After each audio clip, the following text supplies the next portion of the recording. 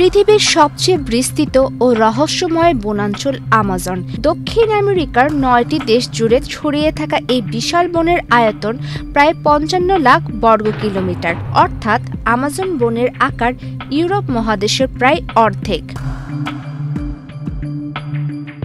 এই বনকে বলা হয় পৃথিবীর ফুসফুস, কারণ এটি পৃথিবীর প্রায় ২০% অক্সিজেন উৎপন্ন করেন। ওদের স্বপ্ন পূরণে পাশে থাকতে পেরে আমরা গর্বিত।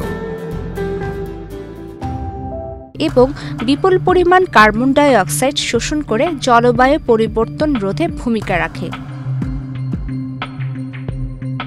এ বন শুধু গাছপালা বা প্রাণীর আবাসস্থলই নয়, বরং এটি এক বিশাল জীববৈচিত্র্যের ভাণ্ডার। এখানে রয়েছে প্রায় ৪০,০০০ প্রজাতির গাছ, ৪৩০ প্রজাতির স্তন্যপায়ী প্রাণী, হাজার হাজার প্রজাতির পাখি, সরীসৃপ ও কীটপতঙ্গ। এর মধ্যে অনেকগুলোই পৃথিবীর আর কোথাও পাওয়া যায় না। কুগার, জাগুয়ার, অ্যানাকন্ডার মতো বিশ্বের সবচেয়ে ভয়ঙ্কর প্রাণীগুলোর আবাস এই বনে। আর বিশ্বে যত প্রজাতির পাখি ও মাছ পাওয়া যায় তার ৫টির একটি রয়েছে আমাজনে। ২০০০ থেকে ২০১৫ সালের মধ্যে বিজ্ঞানীরা আমাজন অঞ্চলে প্রতি ২ দিনে একটি করে নতুন প্রজাতি খুঁজে পেয়েছেন। এখনও শত শত প্রজাতি অজানা রয়ে গেছে। এই বনের মধ্য দিয়ে বয়ে গেছে বিশাল আমাজন নদী।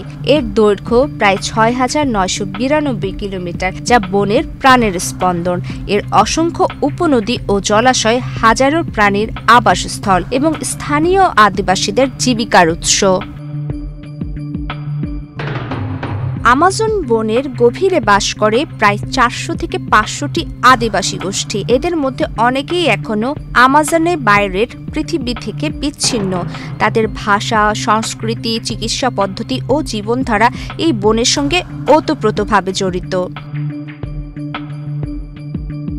পশ্চিমা বিশ্বে প্রস্তুতকৃত মোট ওষুধের ২৫% উৎপাদিত হয় চিরহরিৎ বন থেকে সংগৃহীত উপাদান দিয়ে। তাই বিশ্বের বড় চিরহরিৎ বন হিসেবে আমাজন বনের ভূমিকা কতটা বড় তা সহজেই অনুমান করা যায়। তবে এই বনের ১%-এরও কম উদ্ভিদ বিজ্ঞানীরা পরীক্ষা করতে পেরেছেন।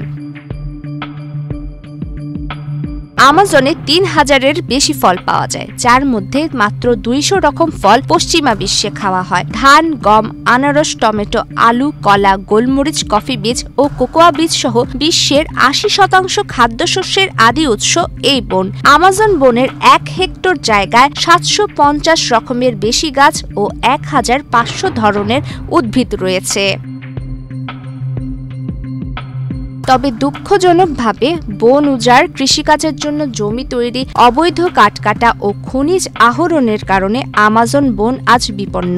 বিজ্ঞানীরা সতর্ক করেছেন, যদি এই ধ্বংসযজ্ঞ চলতে থাকে তবে এটি একসময় মরুভূমিতে রূপ নিতে পারে, যা পুরো বিশ্বের জন্য বিপজ্জনক। তাই এই প্রাকৃতিক ঐশ্বর্যকে বাঁচাতে দরকার বৈশ্বিক সচেতনতা ও পরিবেশ বান্ধব নীতি। প্রমিতি কিবরিয়া ইসলাম, বাংলাদেশ প্রতিদিন।